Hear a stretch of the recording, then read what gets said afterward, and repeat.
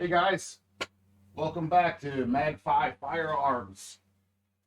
Today we're going to do another video. We're going to talk about my very first build, actually. It's the Glock 19. Glock 19. This was my very first build. This was my very first Glock I bought. And, you know, I carried it around for a long time as well. And then I decided to do an upgrade on it. And I actually did a lot of upgrades on this one. So sit back, relax, let's have some fun. Hey guys, welcome back to Mag5 Firearms. So, like I said in my introduction, we are going to go through my Glock 19 Gen 5. I did a lot of upgrades on this puppy. Upgrades, you know, between trigger, whole new slide, new iron sights, optic, magwell, extended releases and mag releases. I put the gas pedal on there. I put a light on there. I put a compensator on there. I mean, we went through a lot of stuff here. I added a lot of stuff here. So what we're going to do is we're going to kind of break it down piece by piece, and I'm going to show you and explain everything that I've done to it and how I did it. So, you know, I built, so originally my Glock 19 Gen 5 was a carry gun. I had it stock. I did nothing with it. For a little while after this, I picked up a Smith & Wesson 9mm C, so it was a compact. After about 3 or 4 months of carrying that, it was way too small for me. It was small for my hand. It was horrible. I didn't like it, only because of the fit. The gun itself was pretty good. So then I ended up going back to this for a while, and eventually I ended up getting the Garrison. So when I had the Garrison, I decided to take this and start tuning it up for competition. Because like I said, that was something I always wanted to do. And I never got there. I haven't gotten there yet, is what I should say. I'd like to get there someday. So I put some really great products in here. And, you know, this has to shoot one of the most, how should I say this? Out of all my pistols, this shoots the most accurate. The weight, the balance, the springs, like everything that I put into it, like, you know, very little recoil, and this is all at the end. And it took a lot of testing, and it took a lot of, you know, trial and error when coming to this pistol. But yeah, this is another one of those that will never leave my collection. I mean, unless somebody's paying me a hell of a lot of money. But, you know, it'll never leave my collection. This is, again, one of my firsts to build. And, yeah, it's really, really a great thing. So to start, you know, we'll just kind of, I'll go through the light. We'll take things apart, and we'll talk about them, right? So the light, I think, was one of the last things I added to this pistol. It, you know, I kind of felt like when I was shooting at the range that I still had some muzzle flare up, right? It still had that flip in the front, and I wanted something to help me keep that down. So an old wise man, you know, he said to me, you know, we'll try adding a light. So that's what I did. And again, like we've talked about before on the Smith & Wesson, you know, I added the O light. I think it's a great light. You know, a lot of people mock you and say, hey, you got a great gun and you threw an O light on there. Look, whatever, man. You know, you're not paying the bills, I am. So it's a very good, affordable light. You know, it has all the features that you can potentially want. It has a high, it has a low, and it has a strobe, right? So for what we're doing with it, this is perfect. You know, it was very affordable. It had the magnetic charge, which I love. Let me grab a charger and I'll show you how that works real quick. You know, the magnetic charge is pretty great. You know, literally it's, there it is. So there's a magnet right there, and the other end's a USB, and literally it, boop, just like that, right? And then it charges. This little piece here glows red to charge, green is done charging. Pop it off, and it's done. All right, so that's another, in my opinion, a great find. You know, everybody has their opinions, but you know, for me, I really like this. Next, we're going to go with the gas pedal, right? So this is BlackSteel. BlackSteel makes this gas pedal. It's really great. There's a couple options out there for gas pedals, but this is the only one I can find that is foldable, right? So because it's foldable, I can still use my holsters, which is, you know, more important to me than really anything else, because the last thing I want to do is just buy holsters left and right. They, you know, I mean, it can be expensive. And then I have a drawer full of holsters that I'm never going to use again, right? Then I try and sell them and they don't sell. And then I'm selling them pennies on the dime, right? So, just makes no sense to me. So anyway, I went ahead and I got this one. So it was a little bit more money than the rest. But to me, it's worth it because I can just continue to use my existing, holsters. Okay. So also I put a trigger on this one. So this one here is the Glock Performance. Yeah, the Glock High Performance Center Trigger. That's it. That's the way they call it, right? So, and then I even upgraded that. So Glock, it comes with a 1-dot connector, and the dot's just the way they categorize their what's the word I'm looking for? They categorized their effectiveness, I guess is the best way to say it, right? So the 1-dot, there's a 2-dot, right, which is takes more pressure to pull, right? And then the 1-dot takes less pressure to pull, right? So what I did was I took that 1-dot off and I upgraded it to a double diamond Glock store connector. And I'll tell you, that dropped my trigger pull quite a bit. So as we've tested before, and we'll pull out the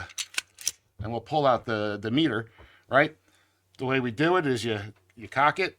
Well, let's do safety first, right? Let's just make sure that there's nothing in there. Now I know it's been sitting on my shelf, but you never know. Pull, good, no boom, right? So anyway, so now we cock it, and we're gonna do this. We're gonna pull the trigger, boom, and then we're gonna cock it again. Hold the trigger while you're cocking it, right? And then you're gonna release slowly. Now take notice how far back the trigger is, right? That's the first pull. Now I am releasing, and then listen for the click. Right there. Okay? So, and then you push back to refire. So what that is telling you is how fast you can really pull the trigger, right? So you only have to release the trigger this far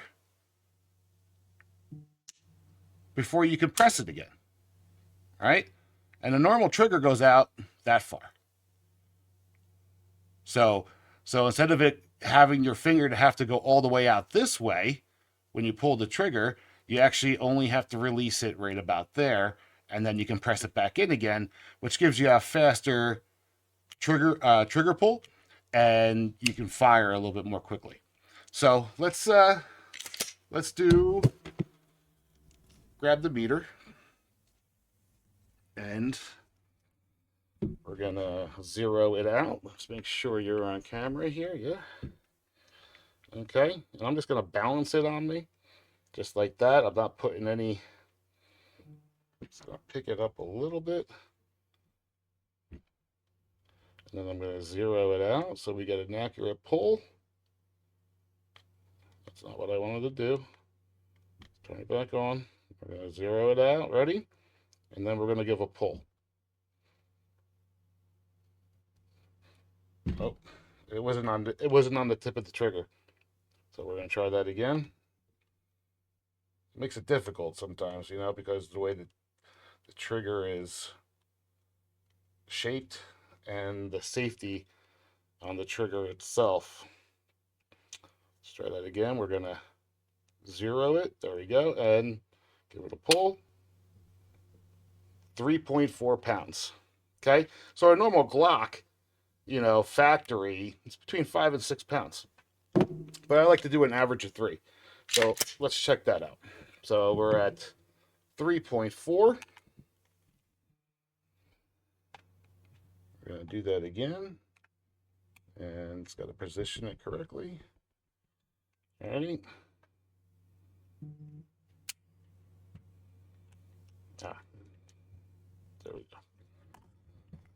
I got to reset it. Let's try that again. So 3.4, we're still the first. Okay. Now we're at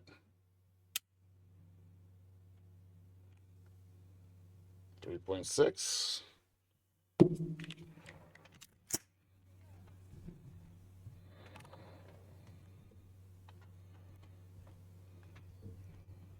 Zero it out.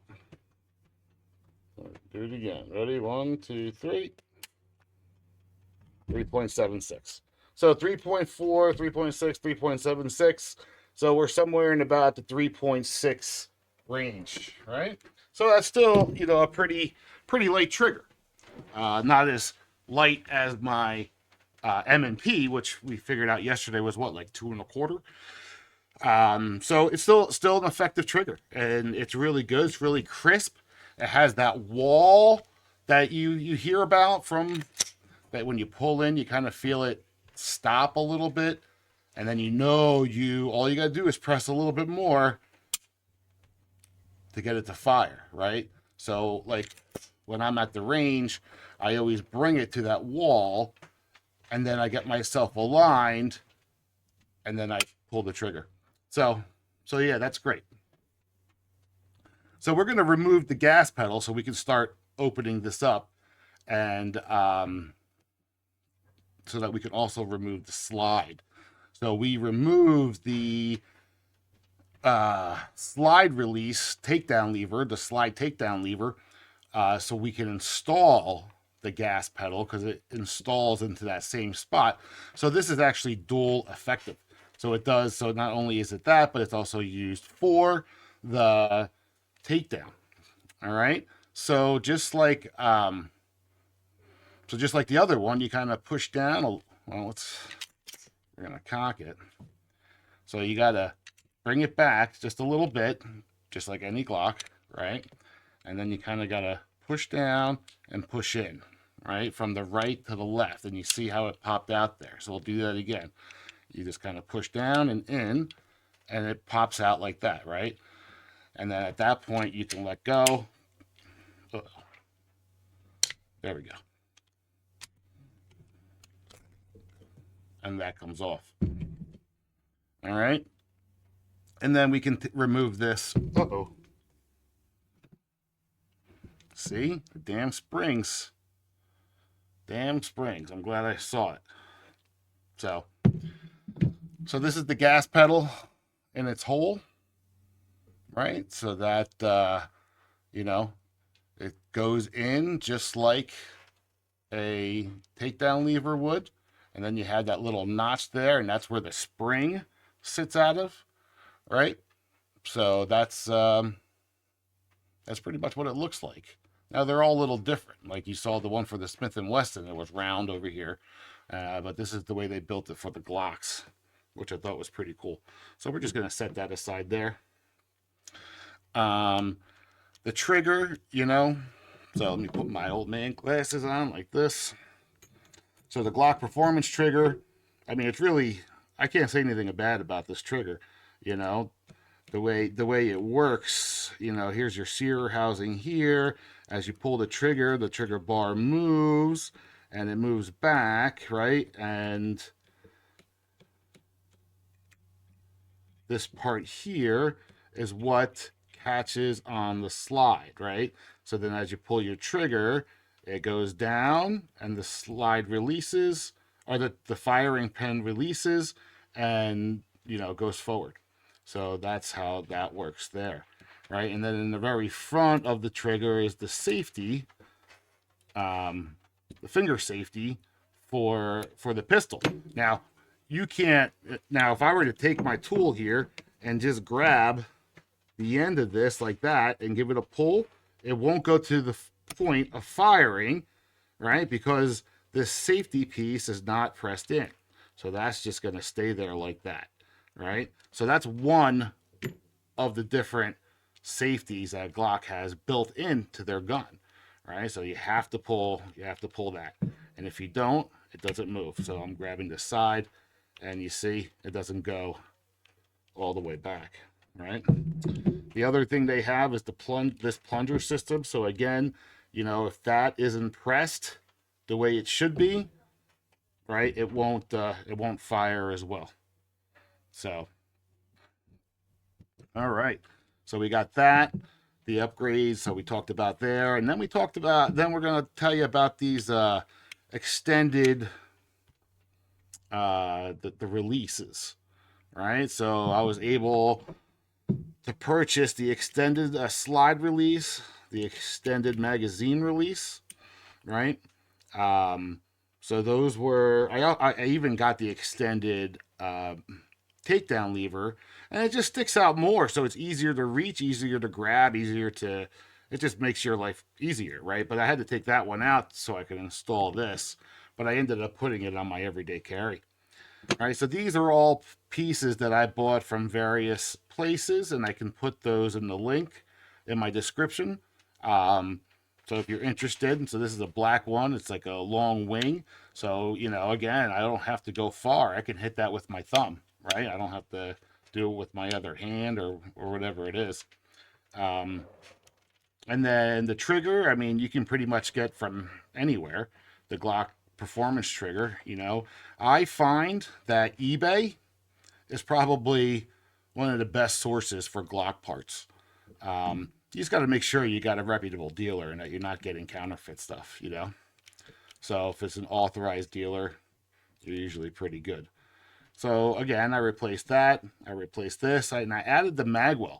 The magwell comes from the Glock store. This is what they call their big mouth. Big mouth, wide mouth. Wide mouth, big mouth. One or the other. Again, I can put the link in the description. But it comes with the brass insert, and this is full aluminum.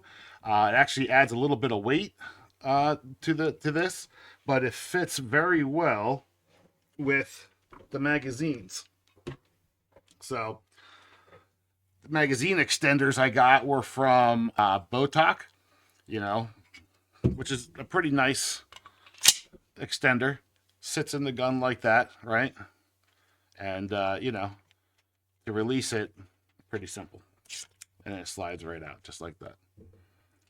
Okay, so moving on from the frame, we're going to go to the slide, right? So right here on the slide, another Glock store find. So this is the pure tungsten guide rod. I purchased it at the stock weight. So I think it was 15 pounds or 18 pounds, something like, which one of the two, I forget which one it is. But again, from the Glock store, it just adds that extra weight to the front to help with that muzzle flip when you're firing, right? So it's easier for you to align your weapon. So it's heavier than the aluminum ones. It's heavier than the steel ones. It's pure tungsten. Now these caps do come off, and I can replace the spring if I ever wanted to, and I have no issues with it. I can still shoot 115 grain. I can shoot 124 grain, 147 grain. It's all good. I added the iron sights. These are Trijicon optic height iron sights. Okay, they're night for nighttime too. They glow in the dark.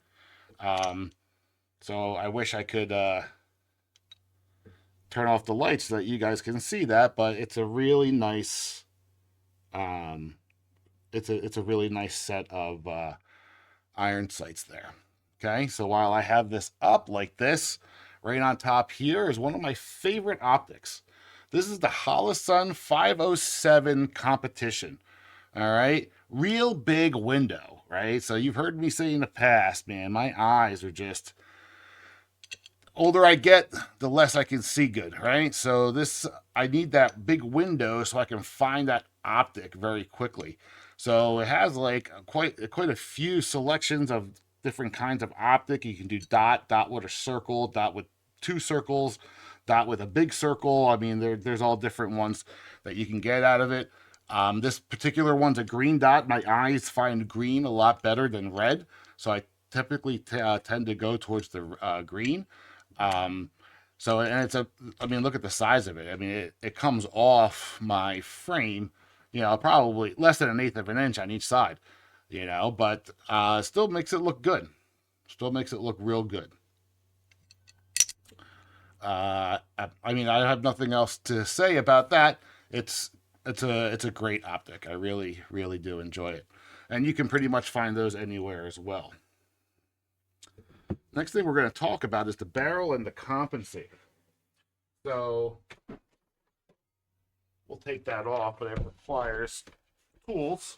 Got to find the right one. So I'm going to grab my torque wrench, torque screwdriver, and I'm going to grab my torque bits, and we're going to find out which one it's going to be. I know it's a star. I'm not sure what size. It's not that one. It's probably the next size down, which brings us to a 15, and that's what it is. All right, so barrel and compensator. This is the Radian Arms Ramjet AFTERBURNER. The Ramjet AFTERBURNER. So an old wise man, he put this on his Glock 45, and we were at the range, and he said, Joe, you got to try this.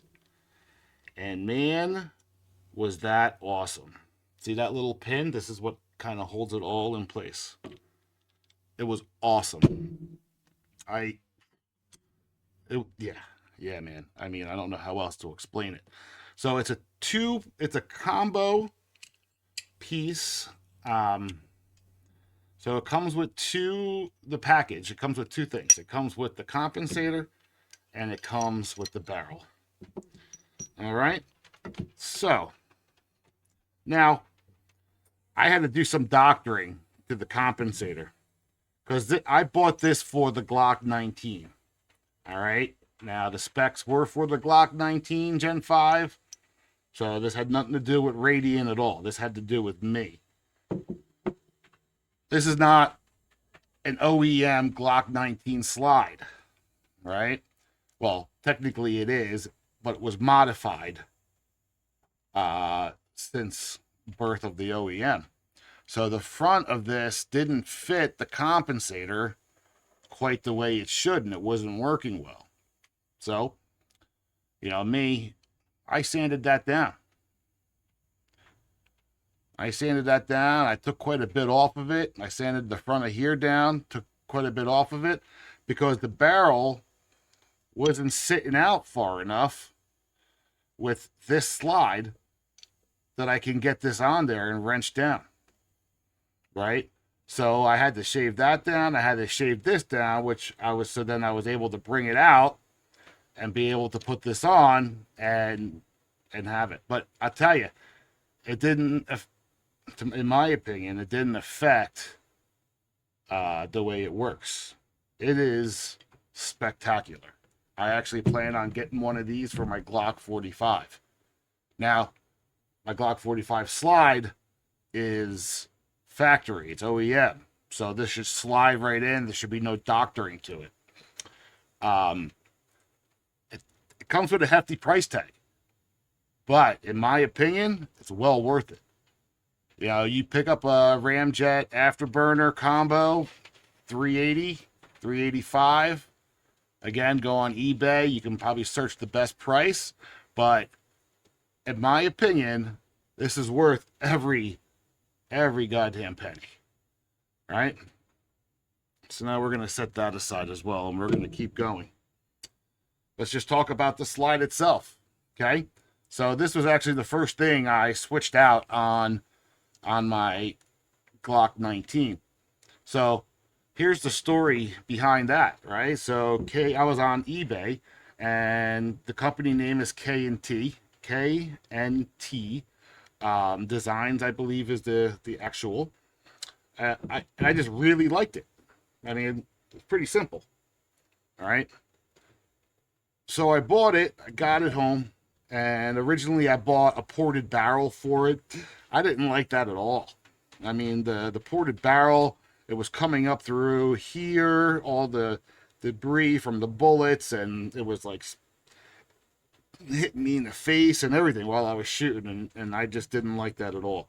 So so I returned the barrel, and I started using my Gen 5 barrel that came with the gun, which is pretty, you know, that's a great barrel.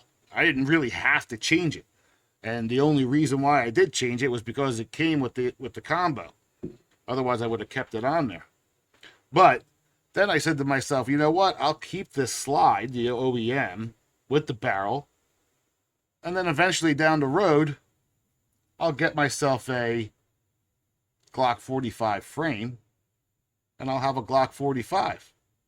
So, truth be told, that's what I'm carrying now.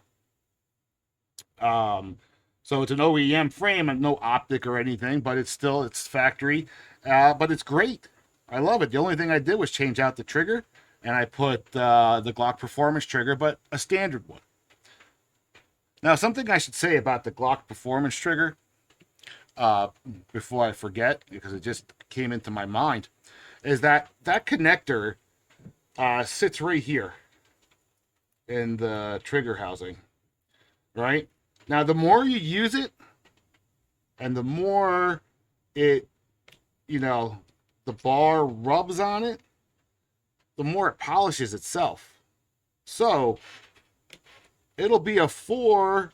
I mean, starting off, it was a 3.5. We can potentially get that down to a 3, depending on how long we use it for, right? So, again, that's not a standard, you know, it's, it'll keep working. It'll keep working itself, and it'll come down, down, and down. But again, this is not a gun that I carry anymore, and I wouldn't want to carry it because I still feel that I personally feel that nothing below 4 should be a carry gun, right? I don't know. Do I trust, like, and I carry appendix, so this barrel of this is pointing at my manhood, right?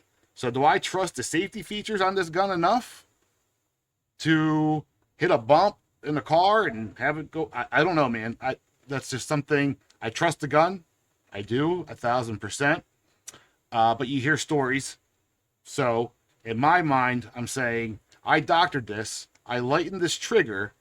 So what could cause this trigger at 2 pounds or 3 pounds, right? Or my apex, which was 2.25, right? What could happen that can cause that to just jolt 1/8 of an inch and go off?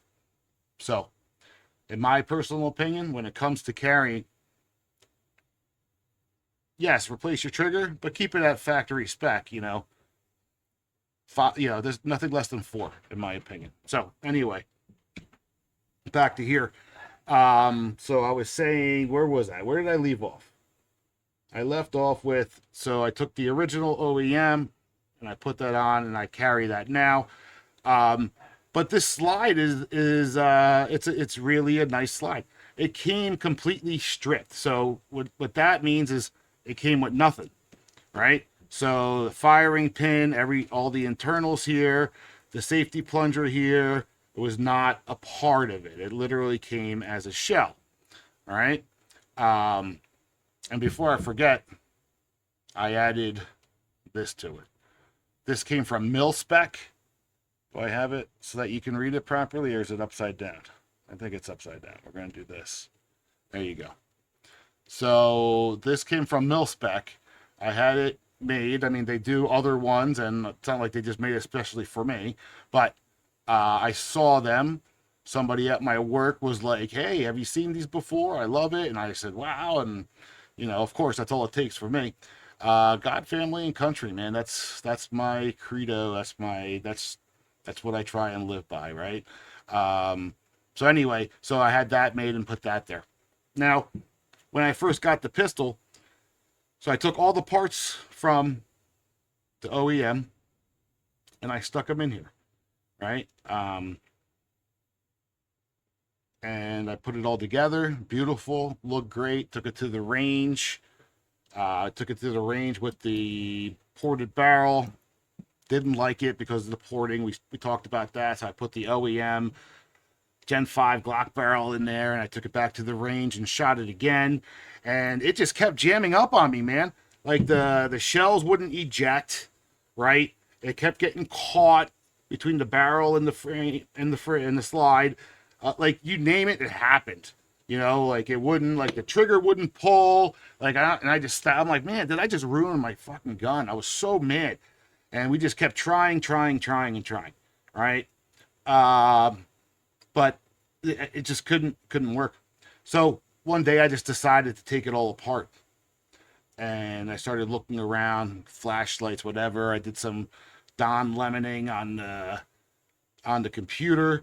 In case you don't know what that means, Google. But anyway, that's another story. And they said, does your firing pin sit in a channel liner? And I said, what the hell's a channel liner? I had no idea. It was something I've never heard of before, right? So I'm looking inside my channel, my firing pin channel with a flashlight, and I'm looking, and I don't see nothing. And then I called the old wise man, and I said, wise man, I said, did you ever hear of this channel liner? And he's like, nah. He's like, what the hell is that? And I said, well, apparently it's this plastic piece that slides. I got one, so I'm going to look for it real quick. That slides into the firing pin channel that, it stops the friction from what I'm understanding. He's like, Joe, I've never heard of that before. And so anyway, long story short, he pulls out his Glock and he starts looking in there and he doesn't see it. And he, we start digging around. He's like, nah, he goes, I'm shining a flashlight in here. He's like, my Glock does not have one. I'm like, it has to have one. I'm like, it's all over the internet. I'm like, just because we didn't know about it, I said, there has to be one. And he's like, nah, he's like, I can't find it. So anyway, oh, by the way, the extended pieces on my Glock is a whole Glock store. I actually just found the tags right here. So, channel liner. We're going to take this out one at a time, right? So these are all the parts from, taking apart my guns. I save them all because you never know, right? Here we go. I knew I had them somewhere. So anyway, so this is a thing. This is real. This is the channel liner, right? So because this was strip, it didn't have a channel liner. So I was like, fuck it. These things are like 17 cents a piece. So I went out, I bought some. I bought a 5-pack, 10-pack, whatever it was. And I slid one in there, and it never jammed again. Miraculous. It was, I don't even know, I was just like, it was one of those things. But yeah, so if you ever buy a stripped one, make sure there's a channel liner in there, right? So that's where we're at with that, man. I mean, I don't think I have anything else to say. I mean, this gun I love this gun, right? I love this gun. I'm hoping to make the 45 like this, but better, And I'm constantly on the computer looking at parts, looking at what's new, what's improved, and, how to make things better. And I don't know. I hope one day I can get there so I can compete and I can use these. But, you know, we'll see. I'm not a bad shot. I'm a pretty good shot, I think. I'm just not consistent enough, in my opinion. But yeah. So we're going to start putting this back together so that we can get out of here, right? So, you know, I didn't want to make this too long of a video. Again, like I had a couple hour-long ones, and I wasn't sure how much you guys were digging that. So we tried to make them a little bit smaller, a little bit shorter. There we go. See that? So all it is you put the barrel in, you slide that compensator up front, and you drop the pin in it, and then you tighten it. And you got to tighten it to 15. 15 seems to be a number. Like, I don't know why, but everything on a gun goes to 15. I'm wondering if there's a meaning behind that. Or not a meaning, but if there's a reason behind that. I'm not sure. So you just put that in, you screw it down, and you make sure you hear the clicks. 1, 2, 3. It's all in. All right, just like that. Okay. Put our guide rod in. All right, and make sure you set it on the shelf, right? There's 2 shells. There's one, and you go to the bottom one too. That's ready. And now this one here. Now we got to put the spring in because we know how great I am with springs, right? So this spring actually sits in this little channel right here, just like that. And this gun is dirty. I bet you guys were waiting for me to say that. This gun is dirty. All right. This goes in the side like that. Now, this actually came with a pretty cool tool that you slide in here, and you push this spring down like that with it. Boom. And you get the gas pedal over top of that spring. And then you kind of use it as a slave pin, and you pull it out. Just like that. And then you drop it in. There it is. See? Makes life easy, huh? So you got to push it in a little bit so that right here.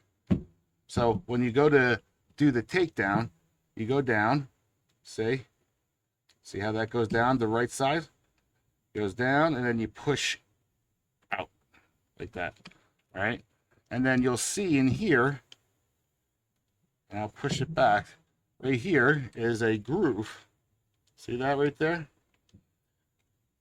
All right, so then when you push this side down and push in, you let it sit in the groove gets into place so that you can push this side down, right? And that releases the slide. And then you push it back in. I mean, I took it out because I wanted to show you, but you don't have to. It just goes in and then out a little bit and down, and then you can release the slide. So that's what we did there, right? Cool little tool that came with it, I thought, at least. Okay, and then we get our slide, right? Nothing else. That's all we took off. Slide it on.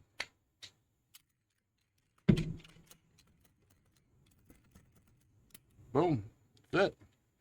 Okay, and then we got our light to put back on. And just like I showed you on the Smith & Wesson, you just push this and it opens up. Boom. And then you just sit it in like that. Make sure you hit the groove real well. And again, you can use a screwdriver, you can use an Allen wrench, you can use your fingers. I don't know. I just put it on tight. Just put it on tight. That's all you gotta do. Make sure it's tight. And we are pretty much back together. Just like that. Now, let me tell you, I love optics so much that I won't buy another gun that isn't a form of MOS, optic ready, AOS, whatever they're calling it these days. Because these optics are great, man. I mean, I'm hoping that you can see that right there. Can you see? Let's see. It's on. I can see it through the window, but I don't know if you can. Let's do it here.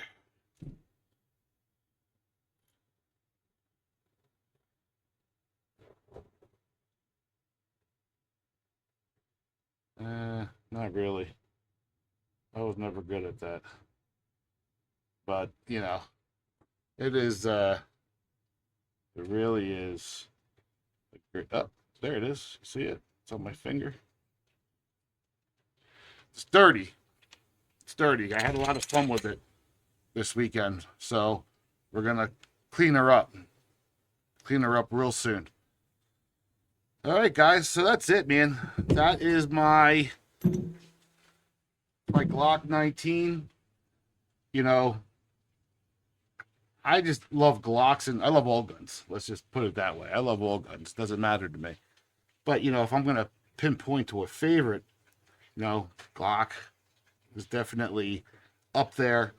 The Glock 19, the Glock 45, right? So this is the 19, which, you know, you see how my hand is kind of looks tight on there, and that's just a little bit uncomfortable for me. You know, without this, it was even worse. I would get pinched by the magazine, right? So the Glock 45, it's longer, so I just get a better grip on it. But it's the same size slide, which makes it perfect for everyday carry. And in my opinion, 4 1/4 is the perfect barrel size in any gun. You know, I'm looking around here. Yeah, 4 1/4, 4 1/4. The M17, 4 1/4. My Glock 45. Yeah, 4 1/4 is like the perfect size, in my opinion. You can, you know, EDC with it. You know, it's great for, well, I mean, I don't know how great it is for actual competition because I haven't done it, but, you know, you see a lot of people who do use that size. They say that the longer the barrel, though, the better it is for competition because, you know, it absorbs more of the recoil, the bigger frames. But, yeah, I don't know. That's it. I don't know if I have anything else to say about it, about how much I just love this gun in particular. It's my first. It's my baby. It'll never leave my collection. It's going to be, and I'm not going to do anything else to it. I'm going to leave it just like that. And then hopefully the next one, my 45, my Black Widow that I'm building, I can build it to be better than this. And that's what I'm trying to do. That's it, guys. That's all I have to say. I really hope you enjoyed your time with me today. I can't thank you guys enough for spending time with me today. You know, time is precious, you know, and 15, 20, 45 minutes maybe that we've spent together, you know, means a lot. You know, if you like what you saw, like, click, subscribe, and share, right? Follow us on we're on YouTube, we're on Instagram, Facebook, we're actually on X and Discord. X, there's not a lot of motion. I just kind of dump, you know, videos on there, but that's where we're at, people. Thank you guys so much. I appreciate you. I appreciate your time. God bless you. Have a great day.